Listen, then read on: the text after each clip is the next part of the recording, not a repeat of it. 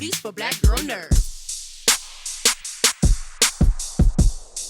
Afternoon, gentlemen. I'm so happy to speak with you today. I How you enjoyed doing, the Jeandra? performances so much. I'm great. Thank you for asking. Yeah. Ricardo, beginning with you, would Abraham, as parents, we're charged to helping our children reach their full potential. And it Yeah. seemed like Abraham had a grasp on that. What do you think that he knew that helped him and get his children to that next level from those humble beginnings in the garage? I don't necessarily know that it was something that he knew or that he had a plan. I think he was just like, you know, here's something that I know, music. Let me share that with my children as a way to bond with them and share with them, give them something to do to occupy their time so that maybe they're not out there doing other things that they shouldn't be doing.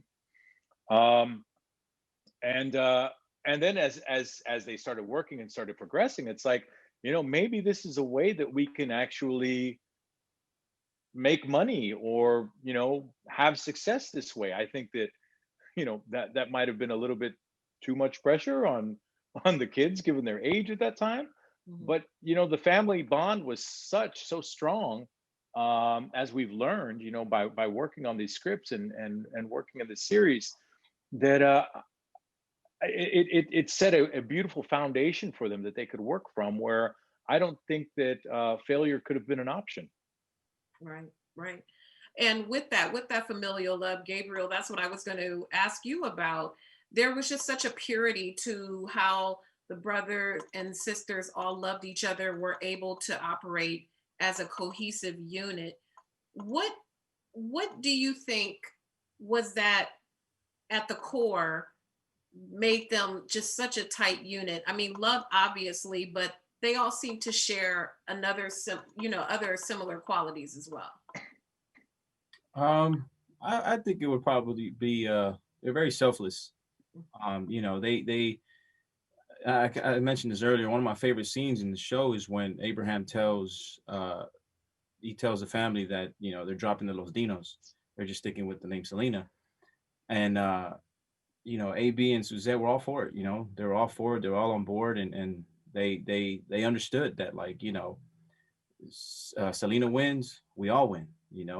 Suzette wins, we all win. AB wins, we all win. So I think they really understood that early on, and that's something that they stuck with and always, I guess, I would say was at their core center.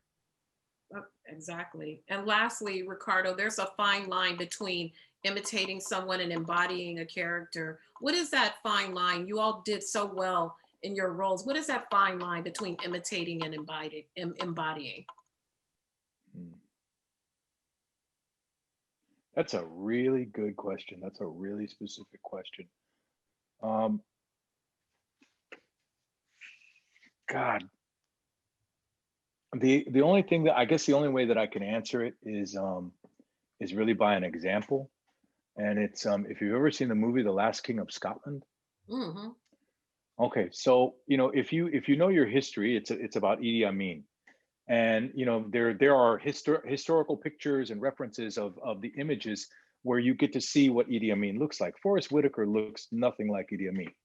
Okay, but when Forrest Whitaker when he appears on screen, I have no doubt in my mind that that's Idi Amin.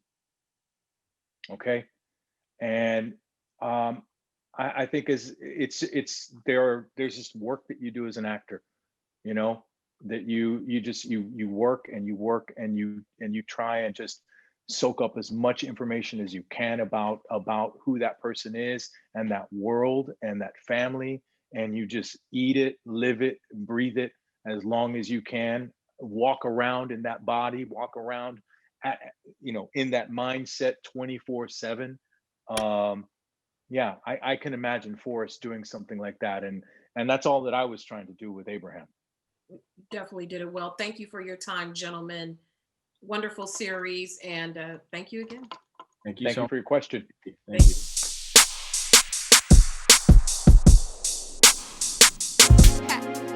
Better shake your booties for black girl nerds. Better shake your booties for black girl nerds.